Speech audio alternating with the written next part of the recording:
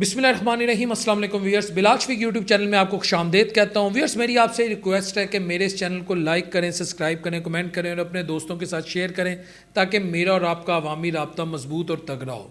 इमरान खान को ठोक दो। क्या इमरान खान कोई गैंगस्टर है, कोई महल्ले का डकैत है, कोई इलाके में नौसरबाज है, या उसने अहले इलाका का जीना हराम किया हुआ है कि उसे ठोक दो? इस तरह की इस्तिलाह, इस तरह की टर्म अगर पाकिस्तानी सहाफ़ी यूज़ कर रहे हैं जस्ट टू गेन पॉपुलैरिटी तो इंतहाई काबिल अफसोस और काबिल मजम्मत है। यार, इतने छोटे लेवल पे आप लोग आ गए हैं। व्यूअर्स, आज मेरी नज़रों से क्लिप गुजरा और सोशल मीडिया पे वो क्लिप चल रहा है।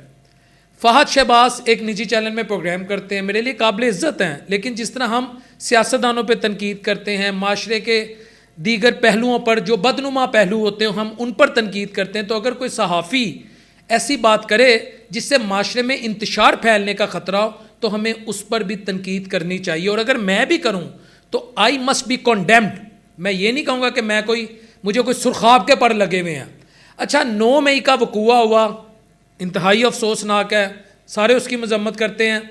इस वकूए के बाद 10 मई को मियाँ नवाज शरीफ साहब ने, जो ये वीडियो से रिलेटेड लिंक है जो मैं आपसे शेयर करने लगा हूँ, जो वकूआ है उसकी असल डेवलपमेंट क्या है। 10 मई को मियाँ नवाज शरीफ साहब, मरियम नवाज शरीफ साहिबा हैं, शहबाज साहब हैं, अता तारर हैं और जो दीगर PMLN की कोर है, जो इनके अहम तरीन मेंबरान हैं, मियाँ नवाज शरीफ साहब लंदन में उनसे बैठ के, ना पाकिस्तान थे, वो लंदन थे, उनसे वीडियो कॉन्फ्रेंस कर रहे थे। ठीक है।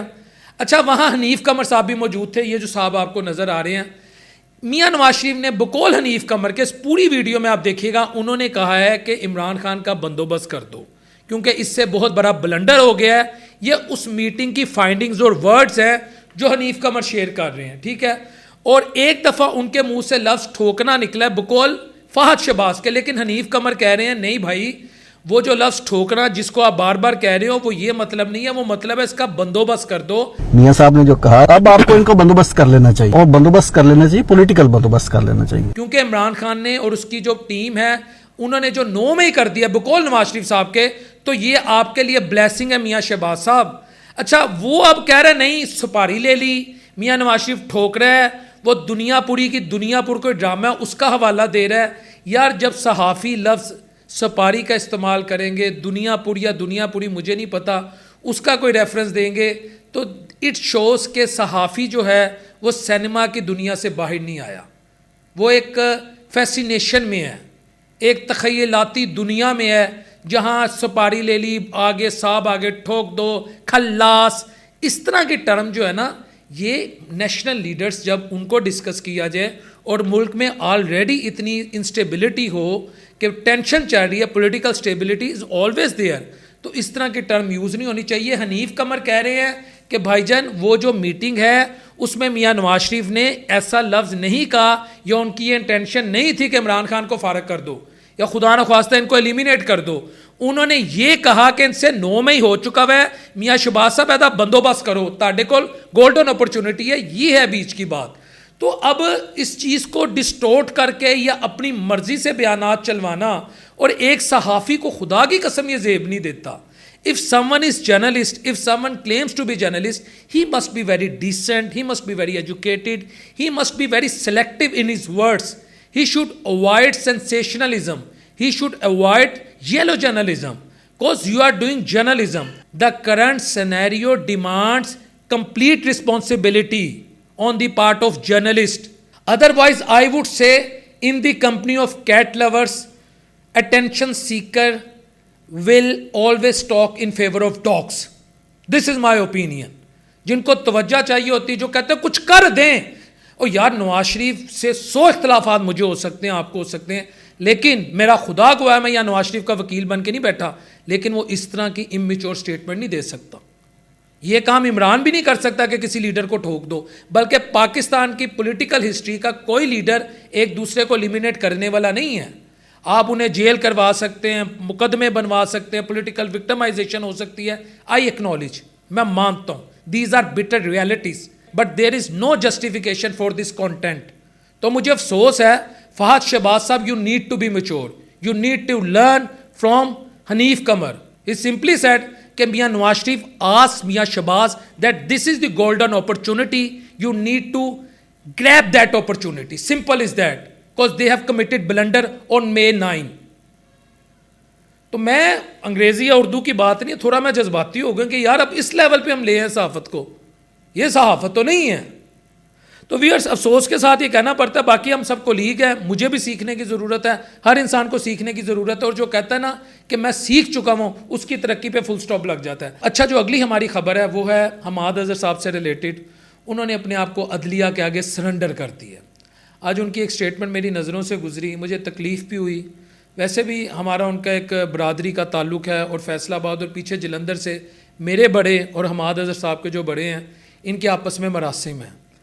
تو دکھ بھی ہے, تکلیف بھی ہے, اور جس کا والد یا ماں بھی چلے جائے نا, وہ جو تکلیف میں وہ شخص ہوتا ہے نا, وہ بھی بڑی پینفل ہوتی ہے. دیکھیں, میں نون لیگ سے, پی پی پی سے یا کسی بھی سیاسی جماعت سے اختلاف رکھتا ہوں, لیکن جس دن کلثوم نواز صاحبہ بھی فوت ہوئی تھی, میرا خدا گواہ ہے مجھے بڑی تکلیف ہوئی تھی جب میں نے ان کو ڈیتھ بیڈ پہ بھی دیکھا تھا.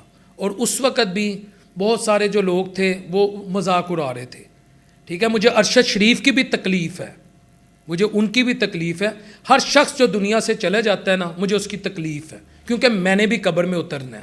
تو حماد اظہر صاحب نے یہ کہا کہ بھائی میں تھک چکا ہوں, میں اپنے آپ کو کورٹ کے آگے پیش کرتا ہوں, میری ماں ہے اس کو میری ضرورت ہے, 2 سال میرے سے زیادہ میرے گھر والے تکلیف میں رہے.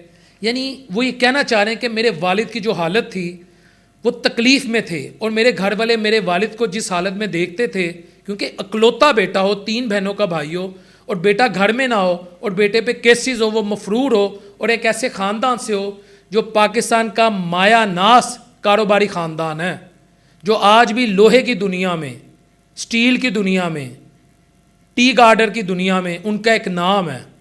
تو وہ کہتے ہیں کہ یار میں اپنے آپ کو کورٹ کے آگے پیش کر رہا ہوں, اور میں 9 مئی میں ملوث نہیں ہوں, مجھے امید ہے کہ عدالتیں مجھے انصاف دیں گی. تو یہ اچھی بات ہے کہ ہم عدالتوں سے ایکسپیکٹ کریں کہ عدالتیں ہمیں انصاف دیں, اور اللہ کرے عدالتیں بھی انصاف دیں.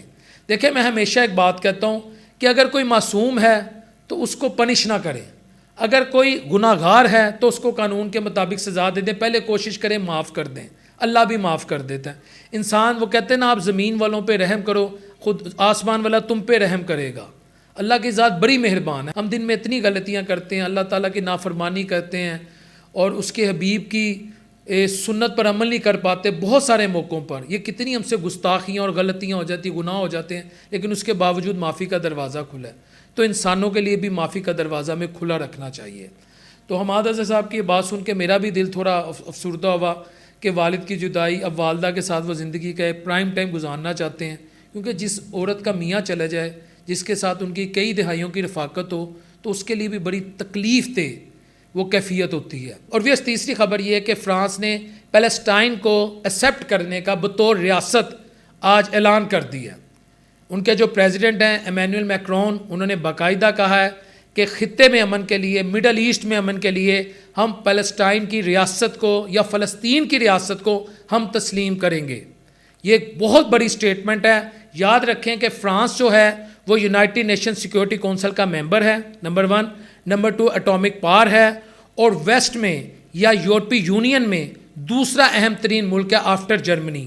ٹھیک ہے, اس کا مطلب ہے ویسٹ جو ہے مڈل ایسٹ کے ایشو پر اپنے آپ کو امریکہ اور اسرائیل سے پیچھے کر رہا ہے, ڈسٹنس کر رہا ہے, کیونکہ جو کچھ وہاں ہو چکا ہوا ہے, تو میرا خیال ہے جن کے اندر دل دھڑکتے ہیں ان کو تکلیف ہوتی ہے, شاید ان کی انسانیت ان کو مجبور کرتی ہے کہ یار بہت ہو چکی ہے, بہت زیادتی ہو چکی ہے.